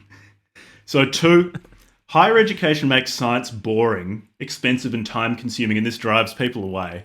Yeah. That actually checks out. Yeah, I think it makes it more... I think probably the main thing it does is it crushes the creativity in it, or for a really long time discourages any sort of creativity. Then when you start working as a scientist, where you need to be creative, it's like you need to turn it on all of a sudden again. And a lot of people find that really hard to just turn it off and then start it again. After like 7 years of specialized training. Yeah. 3, male professionals will spread propaganda to stop other people being able to understand abstract scientific concepts so that they can protect their status position in society. In science, there are definitely a lot of status games. I think most of it is poor communication, because being a really, really good science communicator and being a really good researcher are two different things. And to be both that's a fair point. To be one of those things is difficult. To be both is uncommon. Like most scientists are very good at talking to other experts in the field about what they're experts in. So there's a specialized language and jargon, and the gap between that and being able to communicate that to others outside of your field. But I could see how that could be misconstrued as intentionally being obscurantist. Yeah. Or like intentionally trying to shroud your otherwise understandable research in complex language just to like protect yourself. That could be misconstrued, and maybe it does happen, but it's probably more just like these are specialists. Yeah. Right? It's probably more it's really hard to be a good science communicator. And people who are really good at it, I have a lot of respect for. 4, female lack of self-confidence stops many of them from becoming scientists. I think there is definitely truth to that. Yeah. And you know why some of these programs around like women in STEM and stuff have been given a lot of focus in the last like 10 years. They read the SCUM Manifesto and then like we need turned it around. More women into leadership position, women in STEM, girls code. Like point 4, disease and death with Valerie. We need more women in STEM. This next bit, point 5, lack of automation, I quite liked. For all those machine learning enthusiasts out there, those data scientists, this one's for you. So there's a quote. There now exists a wealth of data which, if sorted out and correlated, would reveal the cure for cancer and several other diseases, and possibly the key to life itself. And the only way to interrogate these data would be with very powerful computers, and that will not happen because men are terrified of being replaced by machines. I'm not sure what she would think of life in 2022, where we are all about training those machine learning models. That's literally what we do. It's like, how can we train the computers to do this? Gradient descent must have passed her by. Point 6, money. Self-explanatory. Fucks everything up. And point 7 is maybe my favourite. Men like death because it excites them sexually. She says, already dead inside, he wants to die. Yeah, it's this kind of like weird autoerotic necrophilia. It's just Freud. It's just she read too much Freud and it addled her brain because Freud does that if you take him too seriously. So, she now goes on to what society should be and how we're going to get there. This section is really fun. Wait. Can I? She's got this quote. Let me know if this isn't in line with the section. But after she lists all the death and disease stuff, and then she says like men are not capable of positive states, right? Yada yada yada. She says the male is, by his very nature, a leech, an emotional parasite, and therefore not ethically entitled to live, as no one has the right to live at someone else's expense. Just as humans have a prior right to exist over dogs by virtue of being more highly evolved and having a superior consciousness, so women have a prior right to existence over men. The elimination of any male is therefore a righteous and good act, and an act highly beneficial to women as well as an act of mercy. That leads us into this next section perfectly. Yeah. if you hadn't worked it out yet, women are biologically superior to men, and innately, inherently. Yeah. So she's quite anti-egalitarian. There is a definite innate hierarchy to human beings, and which is why she's not a feminist. Why you could argue that she's not a feminist because she's not egalitarian or about equal rights. No, she's strongly anti-egalitarian. No, she's anti. And so basically, she wants a society without men, and she sets out this plan to get to this society without men. And of course, you will kill quite a lot of men, like you'll murder them in all sorts of different ways, but she's quite happy that men are already in decline. She said if women stopped cooperating, and even if they didn't go and kill too many men, men are still in decline fundamentally, so there will be a point where there are no men. The point is, though, that scum are impatient and they want to get to this state without men more quickly. Some of the ways that men are dying out, they're getting addicted to drugs. They're killing each other in wars. They're killing themselves. They're becoming gay. I feel like almost every book we have read has something to say about homosexuality. Terence wasn't a homophobe. I don't think Kaczynski was a homophobe. But apart from that, yeah, look, homophobia is definitely a reoccur. It has a high prevalence, and specifically anti-gay, because a few books we've read have been okay with two women. But look, I'm sorry to say, if you're gonna get into extremist political texts, there is a lot of homophobia. Apparently, it is a very, very popular subject. Homophobia. There's probably going to be some anti-Semitism. There's probably going to be some racism. There may be calls to violent action against people you don't like. Yeah. Probably. There may be male bombings or stabbings. How are we going to... So first of all, maybe, what's this utopia going to look like? This male-free utopia. Just women, of course, and they're all going to be groovy women. They're all going to be funky. They're all going to be violent, conceited, arrogant, thrill-seeking bitches. Men will all be dead.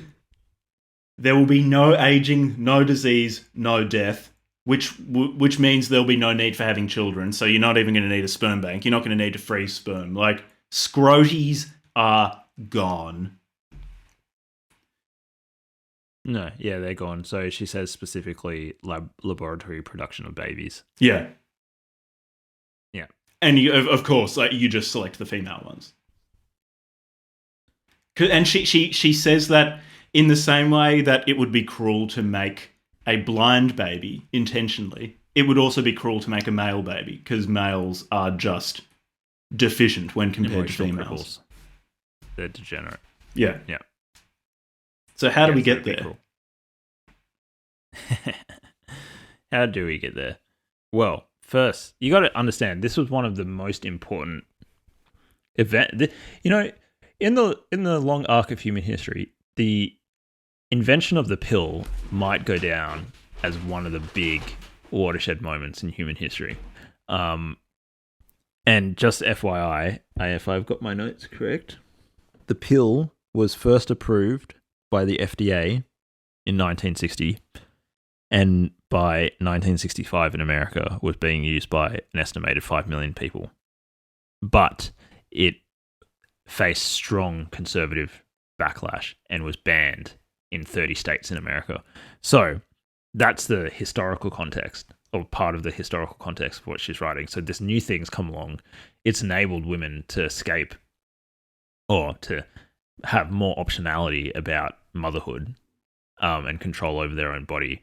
And then she's basically saying like, okay, step one, we need the pill. Now you can not have babies.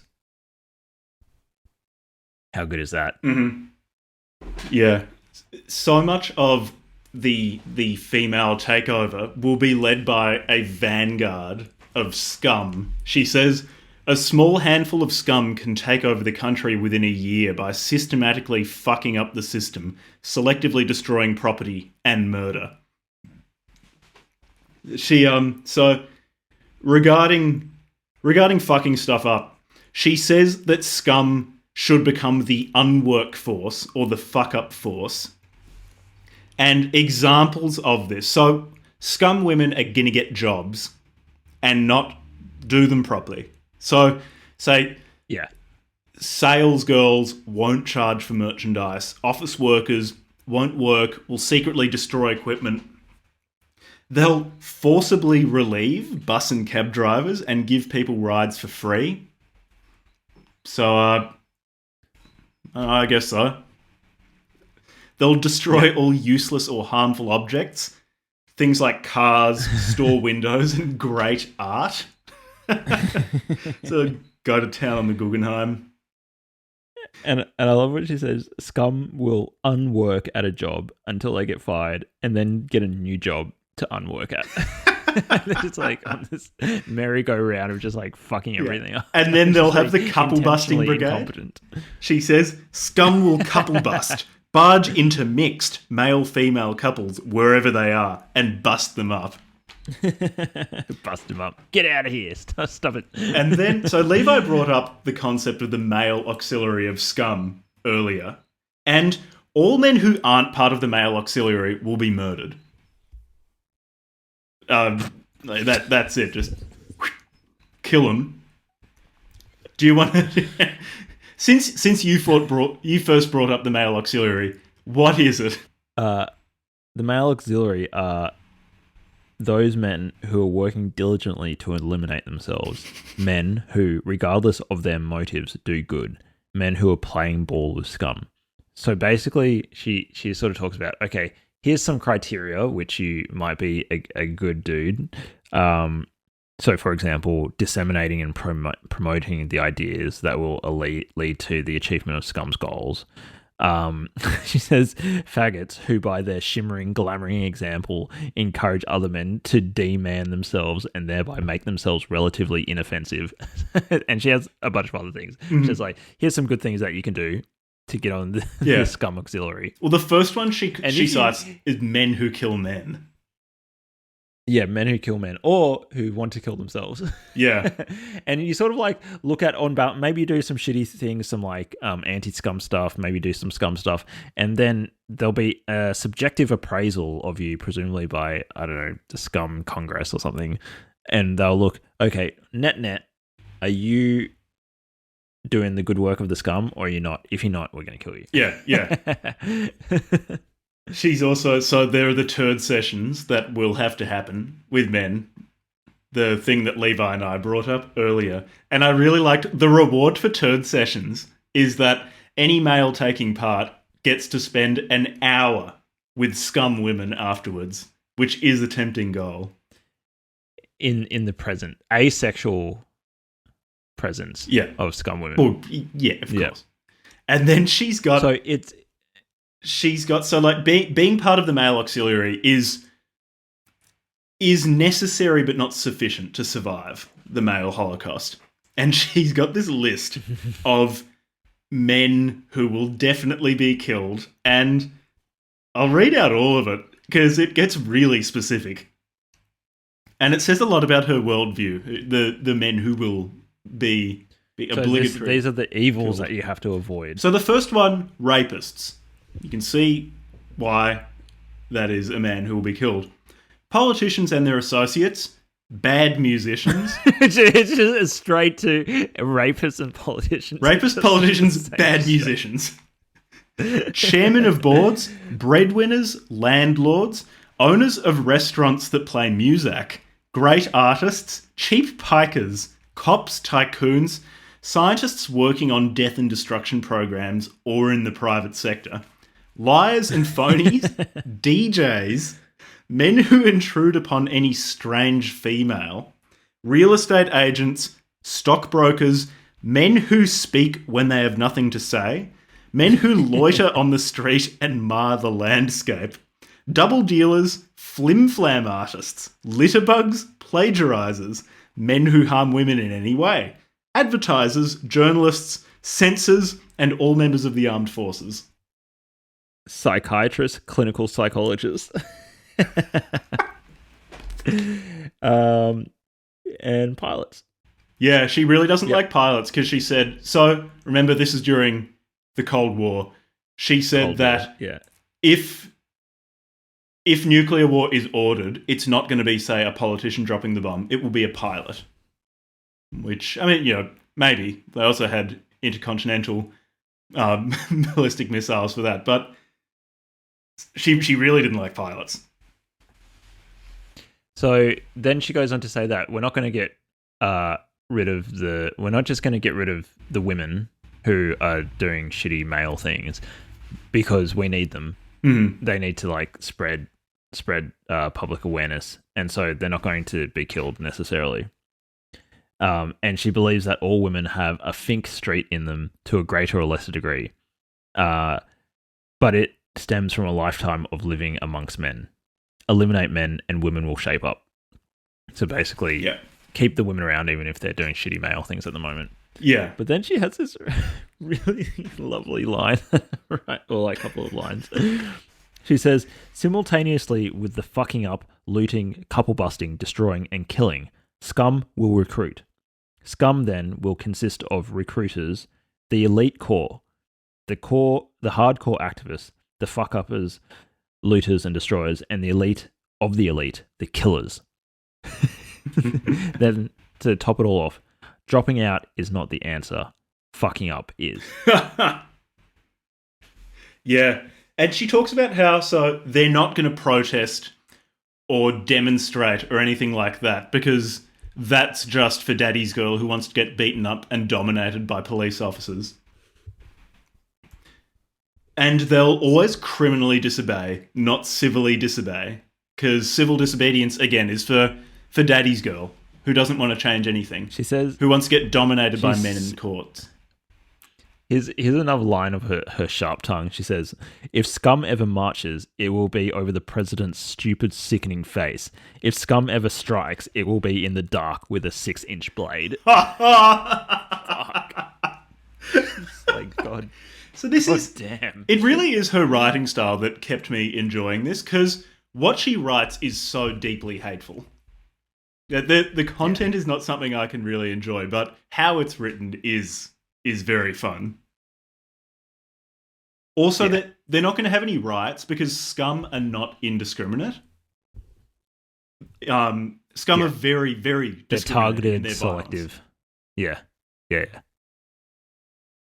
And where is the end point for the fuck-up brigades and things like that? It's really once the money system collapses and complete automation is instituted, that's when SCUM won't need to be violent anymore. Because without money and when everything is automated, men will be so totally powerless that the men surviving the initial SCUM purges will spend the rest of their days just as burnouts and eventually die. Yeah. She does say it will only take a few weeks of millions working towards full automation to achieve full automation. Because without the money system, everyone's going to be really happy to pitch in. Yeah. I'm not sure. It's probably because I'm a man and I think humans are too greedy. But I'm just not sure that if you tell people there's no money anymore, they'll just start working for free without asking for anything in return. Cooperatively. Yeah, but you're not taking into account that you've got to kill all the men first. Yeah. Which presumably will also be done for free. Yeah. So it's not as if you could ever verify this, Jack. Yeah. Because you'll be dead. Yeah. But trust me, it'll happen. She also has the thing about how the government's going to collapse and will become unnecessary really quickly. Because with automation, women can just vote on everything using their effectively just an electronic voting system from home. But they're not going to have to do that for very long because governments are male institutions and they really only exist to regulate the economy. Without money, apparently the economy doesn't exist, even though I think you will have an economy. It's just not a money-based one. And governments also exist to impose morality upon individuals. And because groovy women aren't about that shit, that's not happening either. So the government's just going to be completely irrelevant. Money will be irrelevant. And I don't have the quote, but doesn't she basically just say like people will essentially just spontaneously cooperate? Yeah, and just get along and just do stuff. It's quite anarchist in a lot of ways. This belief that humans are fundamentally extremely cooperative, and if you just eliminate arbitrary power structures like governments, then people will cooperate in a harmonious way. In a groovy and funky way. Thrill-seeking way. You do question how that would happen, given that the women who are being selected for are ones that she talks about as being violent, thrill-seeking, impulsive, aggressive. How they will spontaneously form a harmonious social order. It sounds like you've selected for the least qualified people to exist harmoniously without a central authority. But it's going to the most disagreeable. Yeah, the most disagreeable women. It's like when you read Mussolini and he says fascism is just going to work. Trust me, you've just got to go with it. Same here. You just got to go with it. We don't have too much left. Says, many women will for a while continue to think they dig men, like after the scum take power. But as they become accustomed to female society and as they become absorbed in their projects, they will eventually come to see the utter uselessness and banality of the male. So eventually women will just, the ones who weren't on board with scum in the first place, they'll eventually get used to it and they'll say, oh no, like the men sucked anyways. Yeah. And then they'll all live harmoniously.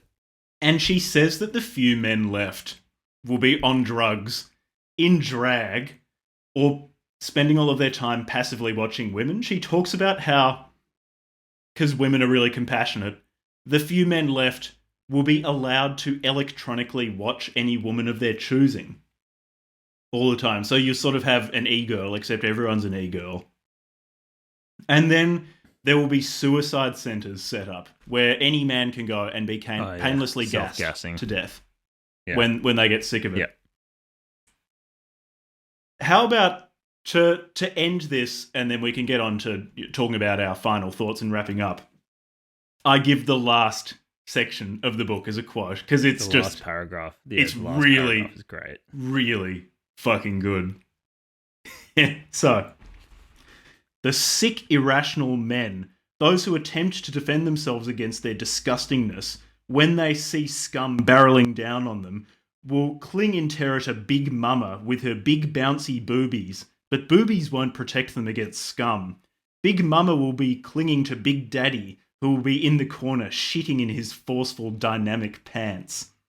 Men who are rational, however, won't kick or struggle or raise a distressing fuss, but will just sit back, relax, enjoy the show, and ride the waves to their demise. Damn. She starts and finishes strong. It's a very snappily written book. Like, she's a... Oh, damn. I think that in a different world... Like, okay, on the one hand, she actually did have a huge impact on the culture, arguably. Or relatively speaking, for what she produced, and how long she lived. But in another life, or in another universe, she's such a good writer. She could have actually gone on and done some really like amazing stuff. Mm-hmm. But she's a really sick person. Like, I mean that not as an insult. I think she was like probably mentally ill. Yeah, traumatized. I believe when she was tried, when she served her sentence, she served it in a psychiatric ward. not in a mainstream detention. So, Yeah. Look, reading this work, you get the impression that this was a deeply unhappy person who was very angry at the world. yeah. So how did you enjoy it? Or did you enjoy it? It's a Enjoy, presumptuous question. Enjoy is a strong word. So, yeah, it was interesting because it's kind of like vague in that the hatefulness, just like line after line Yeah. of the venom does wear on you, or it wore on me. Me too. But luckily, her saving grace, other than it being short, is that she was actually quite a good writer, and every now and then she'll have these just amazing lines, which are just so so vile and so potent with their fury and their hatred and their loathing that it projects forward 50 years and just punches me in the chest. Yeah. Like, oh, this is a pure takedown. So yeah, I got to give her credit for that, and that was entertaining. And every now and then, I would laugh out loud, or just like, just be taken aback by how witty or how sharp it was. So in that way, I enjoyed it. Mm-hmm. Yeah. What about you?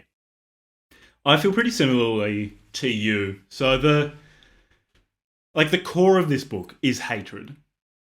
It is a fundamentally hateful piece of work, which, like that, just fundamentally, I can't really enjoy something that is at its core of hate. But it's short, and it's she's really funny. She can be really witty and really funny. So that very talented writer. That made it better. I wouldn't say ultimately I like or I would recommend this, but it's well written. She wrote other things. She wrote a play called Up Your Ass. That might be worth reading. I think some short stories, and I wonder whether those would be worth looking at because she's a good writer. But I believe they are also all about similar things to the SCUM Manifesto, about how men are awful and we should kill them. Yeah, I believe in Up Your Ass, she actually does kill a man. So the main character does kill a man. So would you say to listeners that they should read it? No, probably not. Not worth it. I would say, look, the quotes we've read out give an idea or a taste of her writing style, which is the fun bit of this and what is worth looking at. But yeah, I think reading some quotes to get a feel for how she writes is probably worthwhile. Would I recommend you spend the time to read the whole book? No. No. Because it doesn't really tell you anything particularly interesting. It's very much form over substance. In its form, in how it's written, it's really fun. In its substance, it is very, very focused on the Western white middle class experience, and she generalizes from that, oh, well, the whole world must feel this way. So I don't think it generalizes well. I think many of the conclusions she draws are wrong. She never really justifies many of her beliefs. Or if as you said earlier, if you don't already agree, then you're not really going to be convinced. Yeah. So it's actually sort of nothing new, just in very, very shiny packaging. Yeah. My caveat to that would be, if you are interested in pop culture, I suppose, and through an interest in Andy Warhol, maybe if you wanted to understand pop culture and or Andy Warhol a little bit more, or if you're interested in radical feminism per se, then obviously in those particular contexts. But outside of that, it's not. And even from the point of view of like understanding feminism, I don't like of all the feminist texts you could read. I don't see in your life. Say you're only going to read say X number of feminist texts, and you're not in the field. I don't see why you would prioritize SCUM Manifesto over all the other worthwhile texts to read. So, yeah. No, I'm not sure why you would. Except with those caveats. For me, I view this sort of like I view Varg, in that it's a diatribe against a certain group of people that she wants to exterminate. Yeah. And I mean, it's so... And I don't think Varg was ever attacked by Jewish people, whereas she was apparently sexually assaulted by her father. So that's something, that makes it more understandable why she hates men so much, as opposed to why Varg hates Jews so much. But still, like, it's still not something I would recommend you spend your time reading. I'd probably give it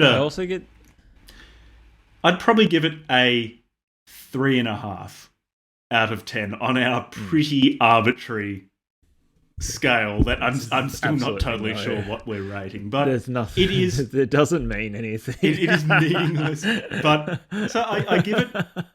It's fundamentally hateful and not very convincing. But I rate it above Varg Smile because it is shorter and way better written.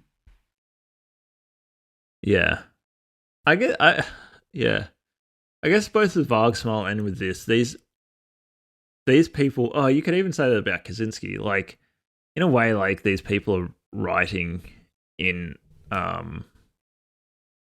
don't know. I don't want to, like, make excuses for the behavior of people or whatever, but maybe for some reason with SCUM Manifesto in particular, I just kind of get a sense of just a lot of distress coming from Valerie Solanas, reading about her life, reading about after she served her sentence and she kind of disappeared into obscurity. I have a feeling, well, my sense is that she's quite a deeply disturbed person who otherwise was arguably probably really talented, or potentially had a lot of potential. So I actually feel really, more than Varg and more than, say, Kaczynski or whatever, I've found myself feeling like really quite sad and sorry for her. I don't know. I think you could make a similar argument for Kaczynski in the way that he I was suffered. about to say exactly that. Yeah. Your description of extremely talented and deeply disturbed also applies to Ted Kaczynski. Yeah. And this is the interesting thing about, like, psychiatric issue or extreme psychiatric issues, because there were claims made against Kaczynski about having sort of like paranoid schizophrenia, claims made against Solanas for having paranoid schizophrenia, that basically, like, okay, say they have these points of view, but then the thing is, they then go over the line from having points of views to acting on them violently. Kaczynski's case being much more, I would say, worse than Solanas's, obviously, and much more thought through for a decade, and much more thought through. Whereas Solanas was probably more erratic, I imagine, from reading about her. So, there's plenty of, the vast majority of people with, like, schizoid disorders, right, don't shoot people or whatever. And maybe you could say some comment on the stuff in America about gun control. But I don't know, like, how do I put this?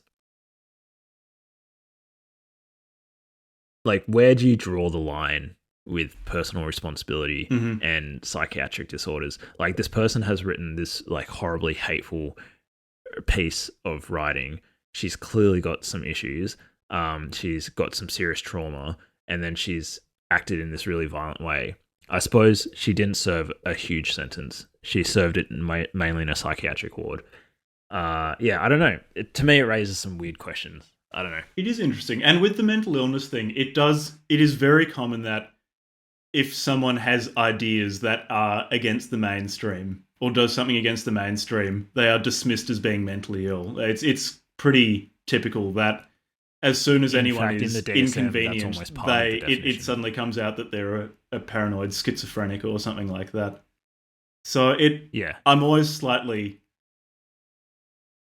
hesitant to ascribe people's weirdness to mental illness, particularly if it's because it's such a popular narrative to dismiss people. But in Solanas' case, I think when you read this, she was clearly dealing with some pretty bad stuff. Yeah. So, anyways, I probably give it a 4. Yeah, probably no. Probably a 4. Definitely much lower than Terry. Yeah. Terry didn't. Yeah, Terry wrote. She's just got these one-liners every now and then that are just so cracking, though.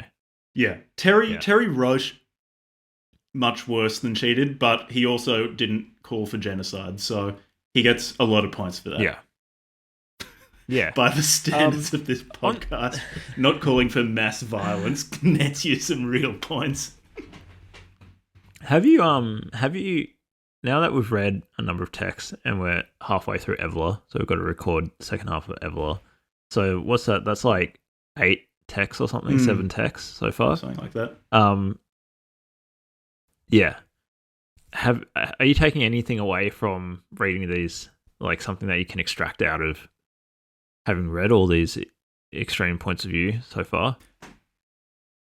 I think probably the most valuable thing I've taken away is that the way we think in the mainstream of our societies and the way we do things isn't the only way. It's so easy to fall into this belief that the way we do things is the way things are done and the only way that things are done. And it's not only that change would be bad, but change can't exist because this is the natural way to behave. And you realize that's really not the case. It's absolutely not the case. There is a much, much broader field within which people think than you would commonly believe in our society. Yeah.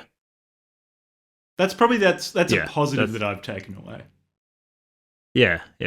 Well, I hope there's some positives taken away from it. Is it worth spending so much time reading the most extreme things we can find to reach that conclusion? Probably not.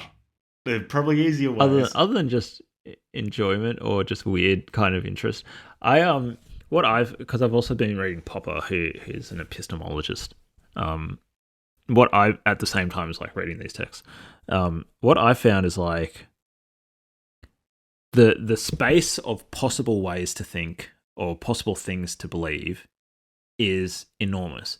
I mean, you could just look at all of like mythologies. If you take mythologies as sincere explanations of the world, if you look at all conspiracy theories, and if you look at all of these extreme ideologies and stuff, essentially the human mind is capable of thinking a very broad spectrum of things and believing and clinging on to them. And in the case of these radical points of view or these extreme points of view, you can also see the human mind can become very, very, very fixated on like single issues or single lenses for understanding the world, or like a single group to like villainize.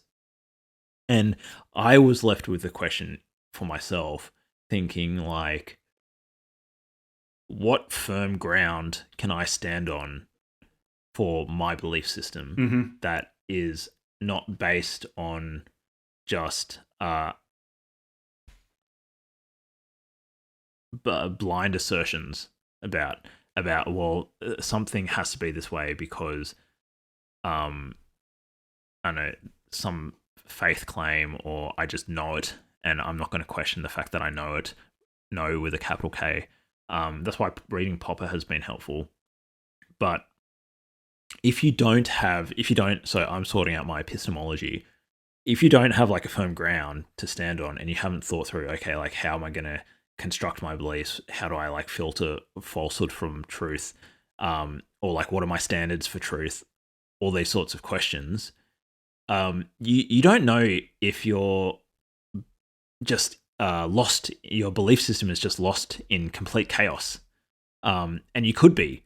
And these people show me that like the chaos of possible beliefs is very, it's enormous, and there's a lot of places you can get lost. It's like a dark forest, right? Mhm. And you need something to be able to navigate that potential chaos. So, And we have to acknowledge That's what that I'm trying maybe to we're sort out. lost too. Hence, are we the crazy 100%. Hence, are we the crazy ones? Now, can we answer that question directly for Solanas? ones? No, I don't think I am. In this, I don't think I am. if not, I especially when you take into account, analysis, correct. yeah, what should be done in society. No, I'm not convinced. Yeah, me neither. I reckon that's probably everything. Sobering conversation to wrap it up. Yeah. Hope you enjoyed it. Hope you enjoyed it. Next time, I'm pretty Stick sure it's around. Evola Part 2, and we're going to be discussing Atlantis and Yeah. Hyperborea. More woo-woo fascism. We're going from violent All right. misandry to back to woo-woo fascism. Thank you for listening. What the fuck are we doing with our lives?